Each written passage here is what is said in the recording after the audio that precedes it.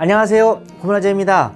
독특하고 신기한 최고 기록들을 엮어놓은 책을 우리가 기네스북이라고 하지요. 여기는 수많은 기록들이 있는데요, 우리나라와 관련된 몇 가지 소개하고자 합니다.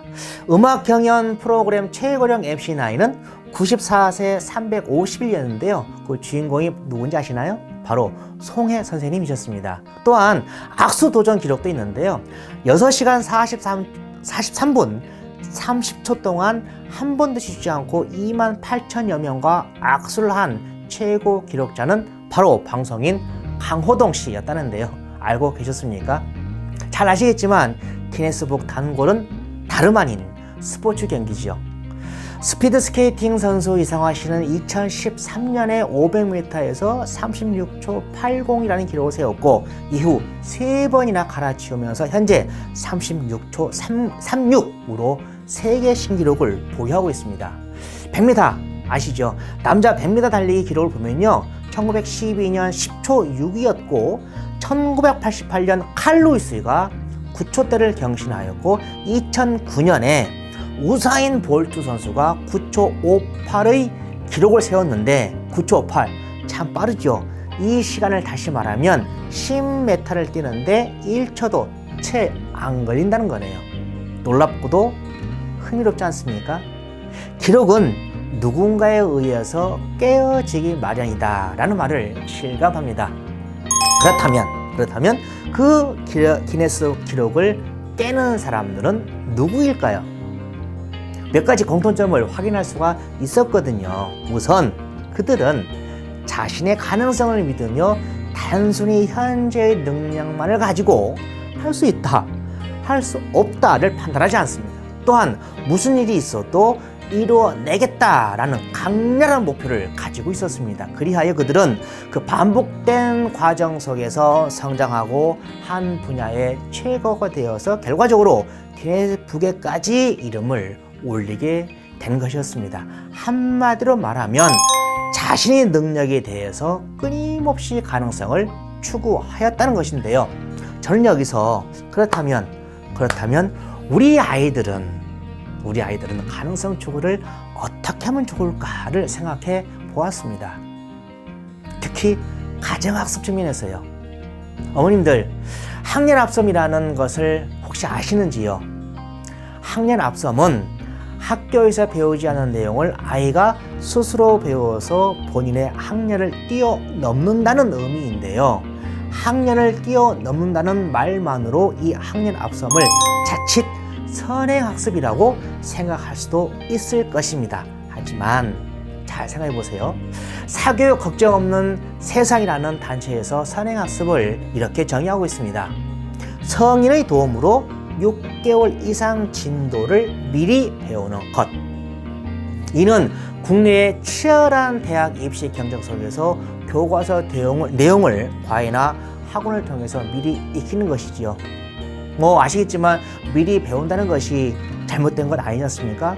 또 모두 문제가 아니지만 탄탄한 개념 이해와 기초 실력 없이 단순히 시험을 잘 보기 위한 목적, 또 문제의 답을 맞추기 위한 목적에서의 일방적인 주입식 교육과 문제풀이, 또 뭔지도 모르고 무작정 외워버리는 암기는 일정 시간이 지나게 되면요, 한계에 부딪히게 되는 경우가 많다는 것이거든요. 또한 이제 내 힘으로 자기주도적으로 공부를 해야겠다라고 깨달았을 때는 이미 누군가에 의한 의존과 암기의 공부 방식이 몸에 밴 상태가 되어서 틀려도 내가 왜 틀렸는지를 알기 어렵게 된다는 것이거든요. 그렇다면 제가 추천하고자 하는 아이들의 기네스 학년합섬은 무엇일까요?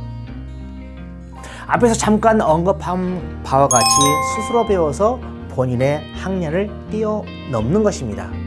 자기의 학년을 뛰어넘어 학교에서도 배우지 않는 것을 자습이라는 형태로 나아간다는 것인데, 이것은 단순히 수학, 국어, 영어 등등의 과목 시험 성적만을 위한 것이 아닙니다. 아이의 능력을 키워준다는 점에서 남다른 자녀 교육법이거든요. 그 능력 중 하나가 바로 뭔지 아시겠습니까? 자신감과 자립심입니다. 배우지 않는 것을 스스로 해결하면서 학습 진도가 올라가면서 성공 체험을 하면 할수록 혼자서 할 수 있겠다라고 하는 그 믿음, 그리고 혼자 해보려는 태도가 강해질 것입니다. 또한 누구의 도움 없이 혼자서 문제들을 해결하는 그 과정이 쉽지만은 않거든요. 몇 번씩 생각하기도 해야 되고, 또 고민도 해야 되고, 또 틀리면 또 다시 시도하기 때문입니다. 이 과정에서 아이에게는 어떤 영향을 줄까요? 고통만 줄까요? 아니지요. 아닙니다. 돈으로도 살 수 없고 책으로만 배울 수 없는 소중한 그 끈기, 그리고 인내심을 조금씩 길러줄 것입니다. 기네스북에 도전을 했던 사람들에게 꼭 필요한 그 능력 말입니다. 아울러 아이들은 자습으로 나아가는 진도에 비례하여서 부딪히는 세계와 성장의 차이도 우리가 생각할 수 있거든요. 예를 들어서 초등학교 3학년 아이가 자기 학년 수준을 공부할 때는 3학년 수준의 세계에, 그리고 3학년 아이가 6학년 수준을 공부할 때는 6학년 수준의 세계에 들어가게 되는 거거든요. 그때 부딪히면서 깨달으며 배우는 내용의 깊이라든가 또 요구되는 사고력이 같을 수가 있을까요? 다르겠죠. 아이들이 혼자서 풀어가는 문제 난이도와 또 독서 수준을 통해 갖는 경험의 세계는 절대 같을 수가 없습니다. 이로 인해서 학년을 앞서는 아이들은 학교 공부에서도 여유를 갖게 되는 것입니다. 그렇다고 해서 모든 아이가 학년 앞섬을 자습으로 그저 자연스럽게 또 쉽게 할 수 있으면 좋을 텐데 그게 아니거든요. 자습으로 학년을 앞서려면 의욕, 집중력, 독해력 등의 이러한 기초 능력, 기초 실력을 유아부터 차곡차곡 키워두지 않으면 안 됩니다. 그래서 이전에도 제 구몬의 아재가 몇 번 강조했던 내용이 있지 않습니까? 뭘까요?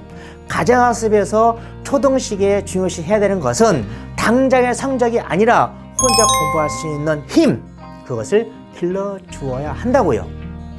그렇게 하고 계십니까? 이렇듯 아이가 가정에서 자습으로 앞서 나아간다는 것은 상상 이상으로 대단한 일입니다.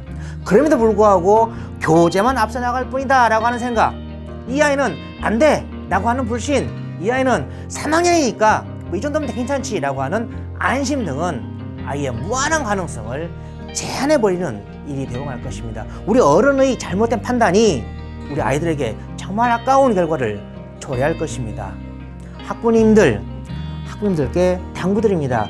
우리나라 교육 현실에서 아이들의 시험 성적을 무시할 수 없을 것입니다. 맞지요? 다만 가정교육에서 아이들이 평생 가지고 써먹을 능력, 그리고 그 힘을 생각해 주기를 바라는 것입니다. 아이들에게는요, 더 많은 능력이 있다라는 것을 믿고 능력의 가능성을 최대한 키워주어서 공부뿐만이 아니라 이 아이가 나중에 어떠한 일도 자신의 가능성을 믿고 더 좋은 것을 위해서, 또 더 높은 것을 위해서 도전하는 사람으로 만들어 주자는 것이거든요. 아이의 능력은 소질이 아니라 환경에 의한 것입니다. 교육의 기네스, 그것은 바로 학년 앞섬입니다. 감사합니다.